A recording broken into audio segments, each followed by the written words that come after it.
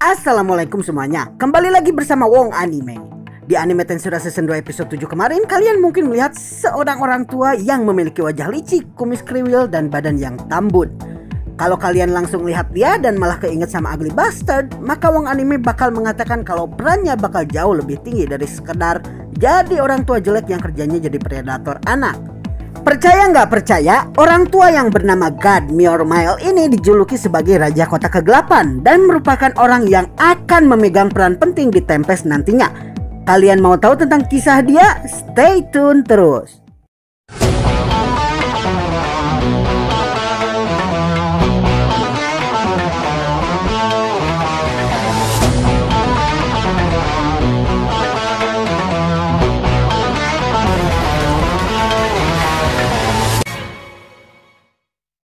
God Myormile adalah seorang pedagang asal Blue Moon yang terkenal akan reputasinya di dunia perdagangan.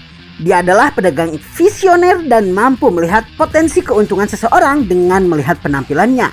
Dia memiliki kemampuan negosiasi yang luar biasa dan dengan kemampuan observasinya mampu melihat potensi dari orang di hadapannya. Wajahnya terlihat licik karena dia sudah malang melintang melihat berbagai macam orang dari yang jahat hingga yang baik. Dia juga terkenal reputasinya di dunia bawah dan pasar gelap. Karenanya dia tidak menganggap kalau dirinya sendiri sebagai orang baik-baik. Pertemuan pertamanya dengan Rimuru dimulai ketika dia pulang dari Tempest sambil membawa banyak pasukan high potion dari tempat tersebut. Dia menyadari mengenai potensi Tempest yang di masa depan akan mengganti kerajaan Falmouth sebagai pusat perdagangan dan mulai melakukan aktivitas pembelian barang produksi Tempest.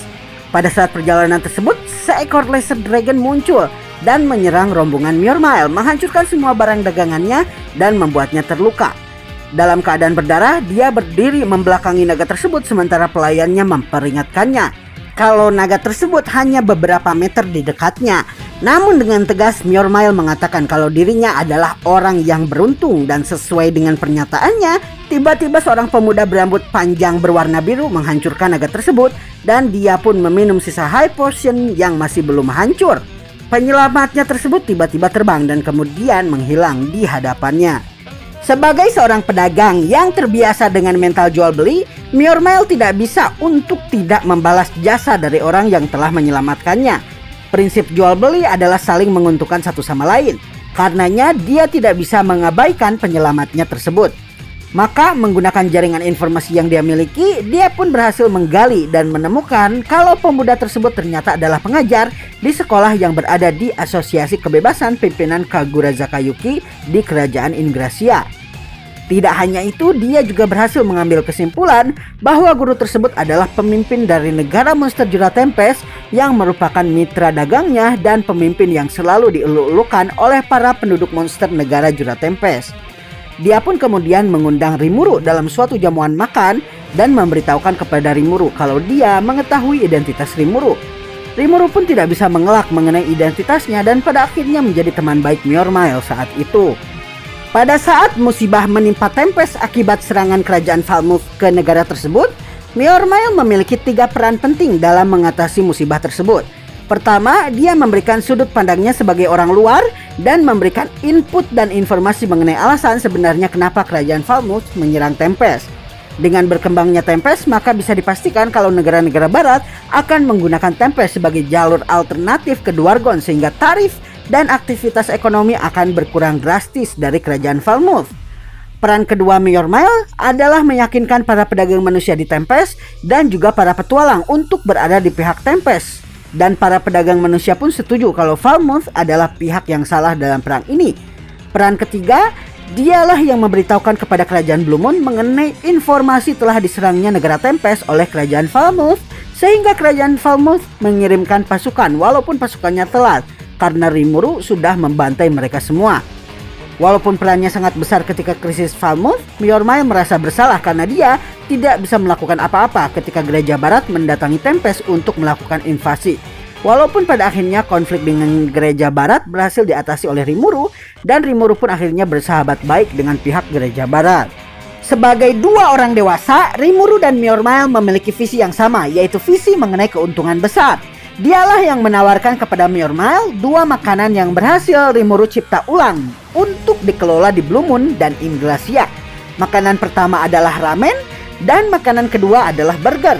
Dia bahkan memberikan konsep restoran makan cepat saji untuk dikelola oleh Myormile, sehingga Myormile merasa sangat beruntung bisa mengenal Rimuru. Setelah penyerangan gereja barat dan para kesatria paladin ke Tempest yang berakhir dengan tersebarnya berita kekalahan Sakaguchi Hinata, yang tentu saja peristiwa ini membuat negara-negara barat stres dan merasa ragu untuk menentukan sikap terhadap negara Tempest, apalagi Rimuru pemimpinnya telah menjadi Raja Iblis dan diakui oleh para Raja Iblis lainnya. Rimuru kemudian merencanakan untuk mengundang negara-negara barat dan negara-negara sekutu Tempest untuk mengunjungi negara tersebut dalam festival pendirian negara Tempest. Untuk bisa memperkenalkan negara Tempest dan mengambil keuntungan ekonomi sebesar-besarnya, Rimuru kemudian mendatangi Myormile di tokonya di kerajaan Blue Moon. Sayangnya saat itu Myormile sedang berbicara dengan seorang bangsawan sombong bernama Kazak yang kemudian merendahkan Rimuru di hadapannya. Tidak terima kalau penyelamat nyawanya direndahkan, Myormile kemudian mengusir bangsawan tersebut. Rimuru yang khawatir akan keselamatan Myormile kemudian menugaskan Goemon sebagai pengawalnya, dan seperti yang Rimuru prediksi, bangsawan tersebut mencoba membunuh Myormile dan Goemon berhasil melindunginya. Dalam pertemuan tersebut, Rimuru kemudian memberitahukan kepada Myormile kalau dia ingin supaya Myormile bisa menjadi ketua panitia dari festival pendirian Tempest yang akan dia adakan. Tidak hanya itu, Rimuru juga menawarkan kepada Myormile untuk tinggal di Tempest dan mengurus juga menangani masalah keuangan dan pariwisata di Tempest. Myormile pun akhirnya menyetujui untuk menjadi Menteri Keuangan negara Tempest. Selain Myormile menjadi Menteri Keuangan, pertemuannya dengan Rimuru ini juga berhasil merumuskan beberapa proyek, yaitu pertama, dibuatnya arena pertarungan yang diperkenalkan melalui turnamen pertarungan Tempest dengan meniru turnamen pertarungan mirip gladiator yang dilakukan oleh kerajaan Ingracia. Kedua, dibuatnya semacam panggung drama dan musik yang lagi-lagi meniru kerajaan Ingracia. Ketiga, sesuai dengan perkataan Myormile, Tempest harus memiliki suatu aset yang merupakan ciri khas Tempest yang mampu membuat orang-orang bolak-balik ke Tempest untuk mengunjunginya lagi dan lagi. Saat pertemuan dengan Myormile, Rimuru masih belum terpikir untuk membangun proyek apa. Namun setelah Ramirez memaksa untuk tinggal di Tempest, maka terpikirkan oleh Rimuru untuk memanfaatkan unique skill Ramirez, yaitu Mazecraft, untuk membuat labirin 100 lantai yang bisa membuat para petualang bolak-balik ke sana. Membayangkan keuntungan yang besar yang mereka akan peroleh, Rimuru dan Myormile pun tertawa terbahak-bahak.